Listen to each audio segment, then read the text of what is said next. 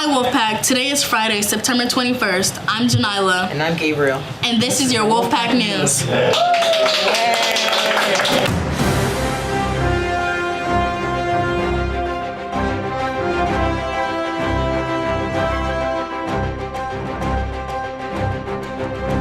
Janila Laws.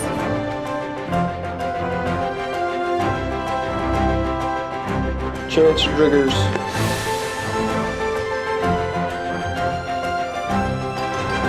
Crystal Brown. Erin Sweeney.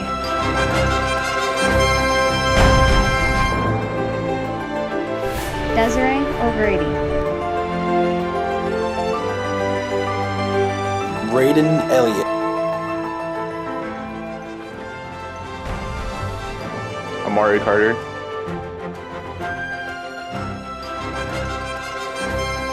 Evie Martinez. Anthony Grindle. Rainy Knight.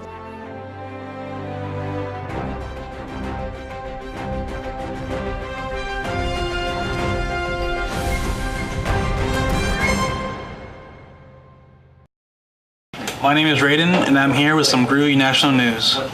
Tony Atkins works at a children's hospital of Orange County, California, where he's a pediatric neurosurgery physician's assistant and expert dancer.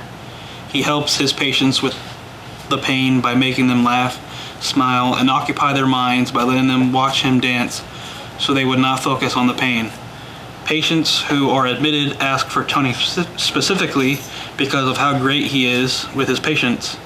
He started this by dancing for patients in post-op, and now it's just a key factor in his daily life. The dancing earned him the nickname Dancing Doc. From disco to Beyonce, Cardi B, and Drake. They call him the Dancing Doc, and for the last year, he's been putting smiles on the faces of children going through some very tough times. I'm sexy and I know it. Tony Atkins is a physician assistant at Children's Hospital of Orange County in California.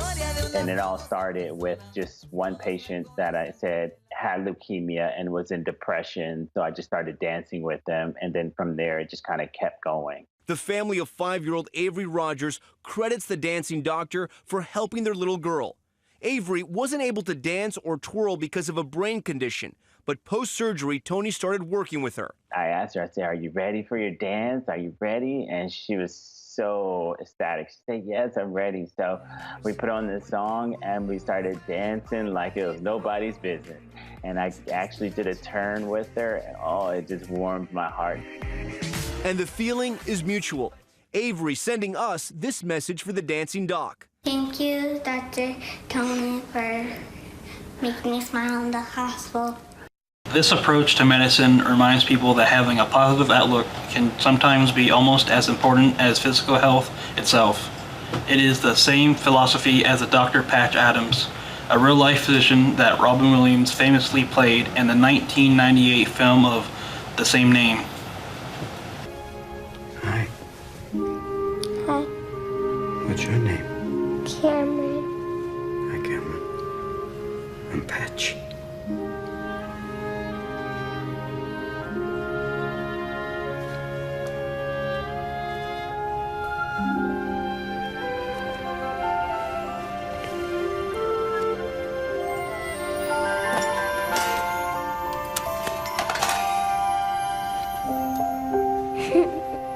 I have a cold.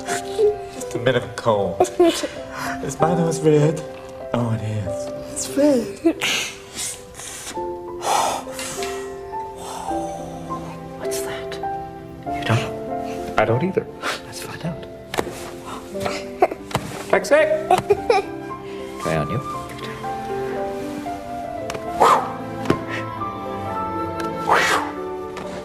It's working very well.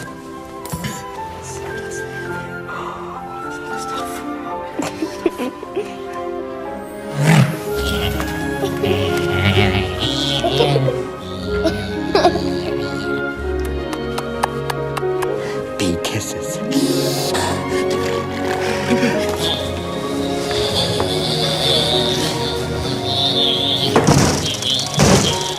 that's all, folks. See you next time with some more national news. With international news, this is Evie Martinez.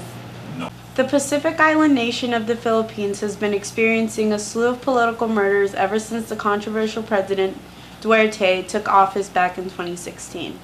Just last Wednesday, the mayor of Cebu was shot and killed by an unidentified gunman.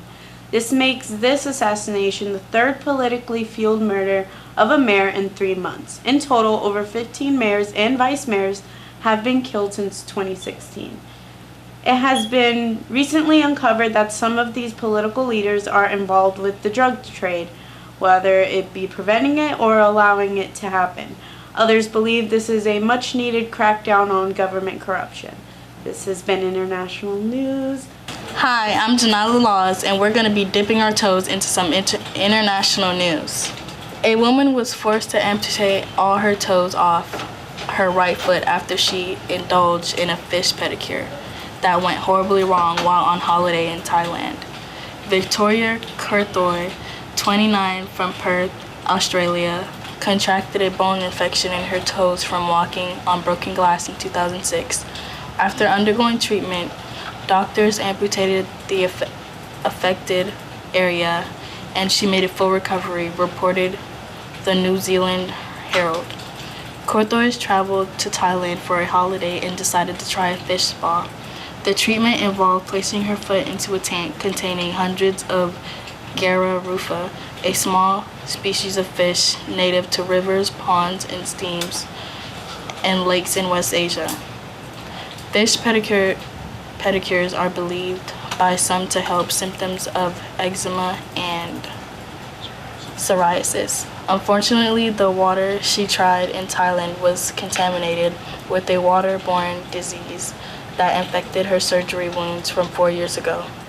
Since she began suffering from lasting fevers and other illnesses. After a year of testing, a doctor eventually diagnosed her with a rare and serious condition involving infections of a bone.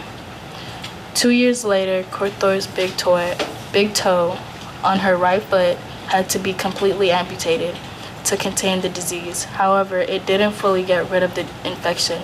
The doctor then told Kurthoy that she had no choice but to remove all the remaining toes on her right foot. Kurthoy's last 2 toes were amputated in November of last year. Since then, she has shared images of her foot online to warn others of the damage of fish spas.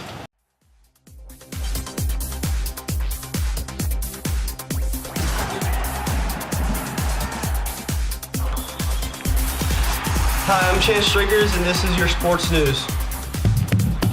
College football season is well underway. All football fans are going crazy. The 5 key games set to take place this Saturday are Alabama at Texas, Clemson at Georgia Tech, Oklahoma at Army, Georgia at Missouri, and Ohio State at Tulane. So turn your TVs on, decide whose side you're on, and gear up. This is your national news. I'm Desiree O'Grady. And I'm Crystal Brown. An explosive wildfire spewing flames 300 feet into the air roared into a second Northern California county last Thursday after forcing a closure of a stretch of the Pacific Coast main interstate in both directions. Many homes and seasonal residences were threatened by the Delta fire, and some mandatory evacuations were ordered. The blaze was burning on both sides of Interstate 5 in Shasta County and pushing northwest into Trinity County. The fire, which began Wednesday, grew overnight to 15,249 acres, or 24 square miles. The 2 counties were devastated earlier this summer by the deadly car fire that killed 8 people, burned 360 square miles, and destroyed more than 1,000 homes. The car fire is the 6th most destructive wildfire in California history. The countries were devastated earlier this summer by the deadly car fire that killed 8 people, burned 360 square miles, and destroyed more than 1,000 homes. The car fire is the 6th most destructive wildfire in California history. It cost nearly $160 million in firefighter efforts. Life safety is a top priority for firefighters combating the Delta fire. The National Forest Service said in a statement, firefighters are working quickly to protect communities and structures immediately threatened by the fire. Hey Wolfpack, I'm Anthony Grando and this is your national news. On Friday last week, Elon Musk's space company says it has signed up the first private passenger to fly around the moon. On its huge Big Falcon rocket, SpaceX said the announcement for the BFR was an improvement step towards everyday access to space. No details about the timing, cost, or the passenger's identity have been revealed before a Monday announcement. In February 2017, SpaceX said 2 space tourists had paid substantial deposits for a trip around the moon this year. SpaceX has not given an explanation for the delay. Industry observers at the time were skeptical about its timetable. The previously announced trip was scheduled to use its Crew Dragon spacecraft and be propelled by the Falcon Heavy rocket. The Dragon vehicles are used to transport passengers and supplies to the International Space Station, while the Falcon Heavy rocket made its first flight from Kennedy Space Center in Florida in February. With weather news, I'm Amari Carter. The remains of Hurricane Florence is still currently over the southeast, dumping rain in unbelievable amounts. There are entire stretches of Interstate 40 that are completely submerged by several feet of water. To date, there has been more than 39 inches of rain since the hurricane made landfall on last Friday afternoon. So far, the storm is suspected to have killed more than 3,000 people, said officials. The number, much like the floodwaters, will rise. At one point in last week, there was 7 powerful tropical storms circling the equator. Leading experts wondered if higher sea temperatures caused by climate change were playing a role. In other weather news, check out this footage that has gone viral. This Weather Channel reporter was recently busted while reporting on Hurricane Florence. Here he is struggling to stay on his feet, and check out the 2 other weather bros right behind him who have no trouble and are right behind him. Well, that's it for this weekly weather report. Stay safe out there, Wolfpack. Out.